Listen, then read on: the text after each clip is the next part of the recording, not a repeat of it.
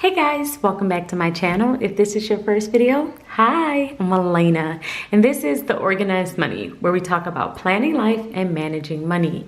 Today is day 25. We have finally reached the end of our series on how to start planning your life. And in today's video, I wanted to talk about how you can review your week. So every single week you are in your planner, you're jotting down all the different things that you need to do, and it's a constant process, right? Every single day we're writing down our to-do items, we're checking them off every single night, and then we start over in the brand new day. The only thing is that when you have all of these items on your to-do list, it causes you just to focus on the items, and it leaves you no room to think about what's next. You're unable to focus on the bigger picture. So busy days can turn into busy weeks, and then those weeks can turn into years, and usually your long-term goals and projects suffer because they don't get any attention. They don't get time to get them actually done. And this is why I decided to end this series on a weekly review. I wanted to show you how a weekly review can help you when you're trying to plan those long-term goals, those long-term projects, so that you can make sure you're directing your life with intention. I'm going to walk you through the different steps and the different things that I do in a weekly review. I've called it a weekly review, I've called it a weekly reset, but either way, this is the point in time where you are basically closing out the week before and getting ready for the new week. So when I start this process, the very first area that I started in is my catch-all planner. You guys know that my catch-all planner is the planner that I am using as an overview of everything that is happening in my life. And with my catch-all planner, I am going to keep my top items, the top things that I need to do every single day across the very top of my planner. So when I'm completing my weekly review, the very first thing that I do is look at all of the items that are on the top of my planner, and I'm looking at how many things that I have checked off. So now that we're going into a new month and this is a new planner, I don't have anything checked off yet because I haven't actually gotten to this week.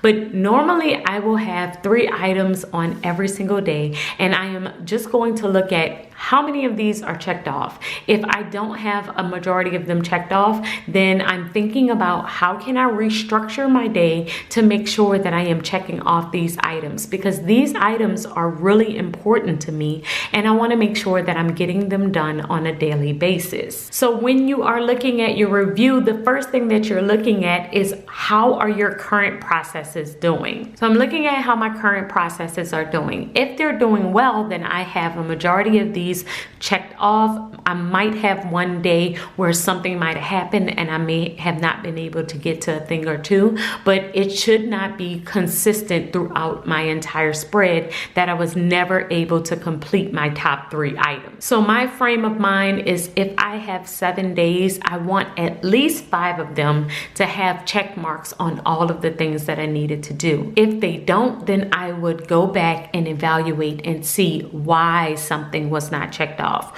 What happened that caused me to get off track? So that's the very first step in my weekly review, is basically looking at my top 3, seeing how I did for the week. The next thing that I'm going to do is review my routines and see how I did those for the week. So you guys know I have 8 daily routines. These are small items that I complete on a daily basis in different areas of my life. They don't take me long to complete. On average, it takes me an hour to get through all of them. But I do like to check in on my daily routines and see how I'm doing. And usually I am keeping track of these on my catch-all planner as well, because usually I am writing in when I have to do a particular routine. So I would say morning routine here, and then I will have a check mark right here to let me know that it was completed, and I'll have evening routine, and I might have home right here, and that lets me know when I completed these particular things.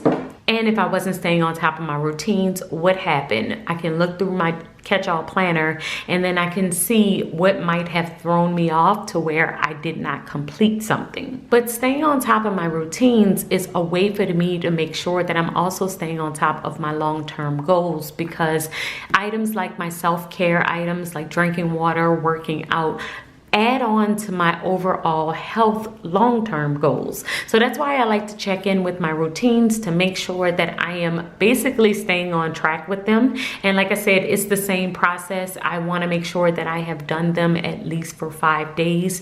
If I didn't, how could I possibly get better in the next week? I will evaluate my schedule, evaluate my time block process, and see if there's a way that I could do better. So after I have looked at all of the top 3 items that I wanted to complete throughout the course of the day, see how I did with those, then I will come to my routines. I'm looking at all of these and see how did I do with these? Did I complete them for basically 5 days out of 7. The next thing that I'm going to look at is what's coming up next. I will go to my inbox, which my inbox is an area where I'm just basically jotting down random things that happen throughout the course of the day that have not been placed in my planner in any particular area. So this is when I get a phone call that is for work and I need to jot down a bunch of things that I may need to do for work. I will put it in this section of my planner. This is mainly like the notes section of my planner, and then I will process that later on. Now, it's in my evening routine to process this inbox every single day. However, I do have it on my weekly review to review everything that I have pulled over from my inbox to a different section in my planner to make sure that I am staying on top of those items. And then once I have processed everything and everything is in its individual section, I will just take out the sheets of paper that are here to make sure that I have a clear inbox that is ready for me the very next week. I will do the exact same thing with my email inbox. I really try my best to clear everything out of my email inbox, to put everything in separate folders at the end of every single week during this weekly review, weekly reset process, so that I'm not going into my next week with a bunch of things, a bunch of emails that I need to answer. So going through your paper inbox and through your email inbox, it's a great way to reset your mind so that you're not consumed thinking about the different things that you might need to process or do that were from last week that you need to move over into the next week. The next thing that I do for my weekly reset is to actually organize my space. When it comes to my workspace, that's my desk that is in my office, I will normally do this on a Friday, and that's basically me clearing off my desk, getting everything ready for the weekend, because I'm normally not in my office on Saturday and Sunday. I try and separate myself to make sure I stay in my living room or in my house during that time and only come in my office when I am ready to work. So since that's the case, on a Friday afternoon is when I will reset the space and get it organized for Monday. We all know that usually if you have a messy space, it will equate to a messy mind. You will feel like you have so much going on when it's your space that could make you feel cluttered. So I like to clear off my desk. I like to put away all stickers that I have taken out, and I'll even reorganize my bookshelves to make sure that everything is clear and ready for me in the next week. The next thing that I will do to get prepared for the next week is a brain dump. So I know that you guys are probably tired of hearing me talking about brain dumping, but it is such an amazing process for clearing your mind and making sure that you get everything out and put it on paper so that your mind is able to focus on things that are important to you. Now, I am constantly writing and constantly trying to get things out of my brain, but I would definitely suggest that you do this process at least once a week in order to clear everything that's out of your head and put it somewhere where you can actually plan for it in the future. In my weekly brain dump, I usually will just jot down everything that's in my head, and then I will assign it based on what it is to a different section of my life. So since I have 10 sections, I have 10 sections in this planner and 10 sections that I'm usually brain dumping in, I might might write down a book that I want to read. I might write down an event that I need to have happen. I might write down a scripture that I might be thinking of that I might want to dive into. And then when it comes down to those things, if it's a book that I want to read, I will add in the tab reading right next to it to let me know that that's where I'm putting it. If it's an appointment that I need to schedule, I will write in catch all to let me know that that's where it's going to go next. And if it's a scripture, then I will write in faith to let me know that that's the section that it's going in my planner. But doing this where I'm just kind of letting everything out of my head, I'm basically just dumping everything on the page, and then I process where different things need to go. And it is such a freeing process because once you get it out of your head, you feel so much better. I like to do this process at least once a week. And usually I'm just sitting on my couch and I'm just writing things down as I think of them. And it will be really messy. I'm not trying to be neat, but it's a great way for me to plan ahead. After I do my brain dump, the next thing that I will do is actually flip through every single section in my planner.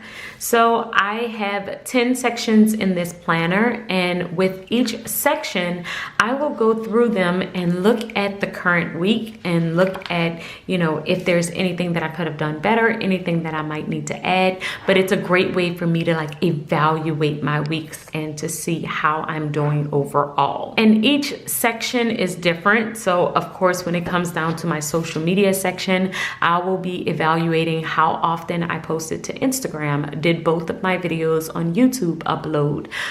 Do I have any ideas or anything that I want to schedule ahead? I'm mainly just thinking about this section as a whole. And then if I'm flipping to my health section, I am going into a deeper dive into my health. How did I do with my workouts this week? How did I do with my water, with my sleep? And it's a deeper dive than what I did with my catch-all planner. So my catch-all planner just has the main things that's at the very top of the planner. But with these sections, I am looking specifically at what's going on in each section of my life. And since there are 10 of them, I can really get into the specifics. So I will look at how I did for the past week in each of the planners, and then I will look at what's coming up next in each of the planners. And this is also a great way to make sure you're staying consistent with your planner, because if you have a weekly review every single week in your planners, then you will definitely use your planner. This is also a great time to see if you need to combine certain planners or if a planner is just not working for you. So doing this process is a great way to evaluate where you are with each one of your planners and to evaluate your system as a whole. This will help you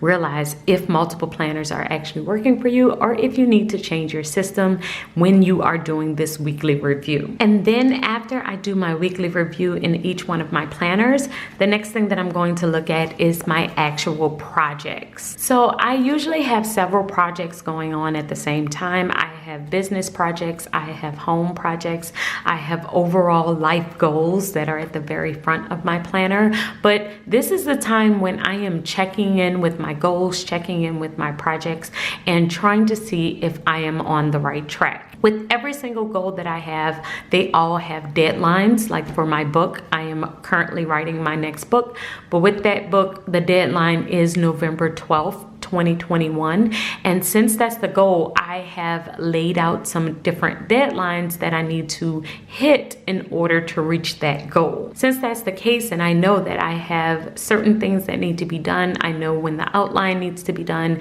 and how many pages I need to have written by a certain amount of time. This is a great time to check in to make sure that I'm actually staying on top of my project, because that's the only way you're going to know if you're actually going to reach that goal. And our goals can seem very big and very overwhelming if you don't break it down to the month, to the week, to try and break it down on a daily basis to make sure that you are staying on track. So this is the time where I like to evaluate my projects and my overall goals. And doing all of these things consistently in my weekly review, in my weekly reset process, is the way that I know that I am actually living my life with intention. intention. This makes sure that I am working on my business and not just in my business, that I am actually putting forth the effort as a wife and a mother and not just letting time pass us by. It makes sure that I am living each area of my life with intention and with purpose. So I highly recommend that you try and do a weekly reset or a weekly review in your planner where you are going through all of the things that I talked about, and you may want to even add a few things of your own to personalize this and make it fit you and your lifestyle. So try these out and let me know if these tips have helped you. Let me know if you have anything else that you would do in your weekly review or weekly reset process that we didn't mention here. Put them in the comments below. I would love to hear from you. And thank you so much for joining me for this series. I had so much fun creating these 25 videos for you, and I really hope that all of the things that we talked about did help you with your planning journey. Thank you all so much for every video that you watched in 2020, and I will see you guys in 2021. Until then, keep organizing your life so that you can achieve your dreams. Bye guys.